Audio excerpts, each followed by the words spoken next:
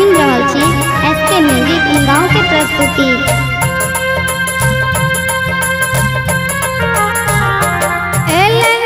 बड़ुआ के माई के भौजाई बहिना एलन, बड़ुआ के माई के भौजाई बहिना, हिनका दियौन गैर यह छै दबाई बहिना, हिनका दियौन गैर यह छै दबाई बहिना, हिनका दियौन गैर यह छै दबाई बहिना, हिनका ननद के किछु ने सोहाय बहिना, हिनका दियौन गैर यह छै दबाई बहिना,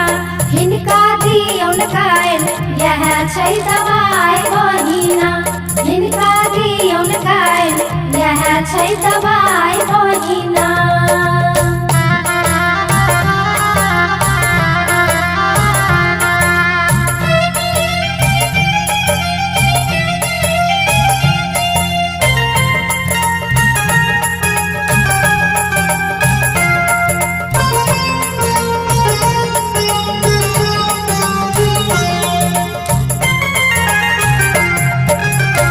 मौसी अमामी के आजू परीक्षा, सुनती के बेसी गैर करू समीक्षा, मौसी अमामी के आजू परीक्षा, सुनती के बेसी गैर करू समीक्षा, बेरा बेरी दुनु लई छन अंगड़ाई बहिना,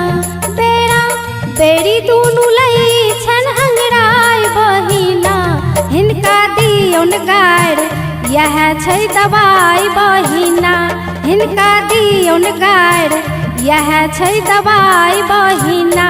हिनका दियौन गैर यह छै दबाई बहिना, हिनका दियौन गैर यह छै दबाई बहिना।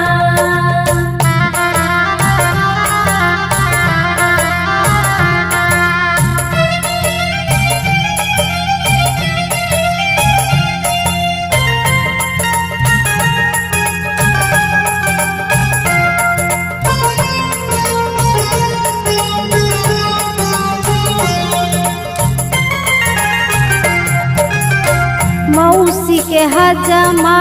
एक टकता के, जमहर जाए मामी उम्हरे पूरा ही झाके, मौसी के हजमा एक टकता के, जमहर जाए मामी उम्हरे पूरा ही झाके, कटै छथिन मौसमा मलाई बहिना, कटै छथिन मौसमा मलाई बहिना, हिनका दियौन गैर यह छै दबाई बहिना, हिनका दियौन गैर यह छै दबाई बहिना, हिनका दियौन गैर यह छै दबाई बहिना, हिनका दियौन गैर यह छै दबाई बहिना।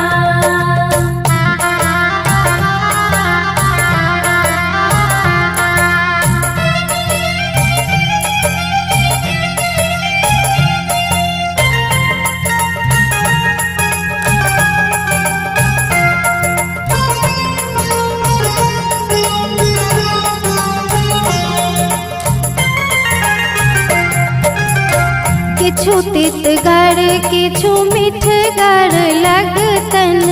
मुदा जे लगतन चाहटगर लगतन,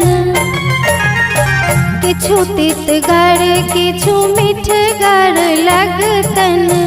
मुदा जे लगतन चाहटगर लगतन, चाहे दैत ई सब किछु सफाई बहिना, चाहे दैत ई सब किछु सफाई बहिना, हिनका दियौन गैर यह छै दबाई बहिना, हिनका दियौन गैर यह छै दबाई बहिना, हिनका दियौन गैर यह छै दबाई बहिना, हिनका दियौन गैर यह छै दबाई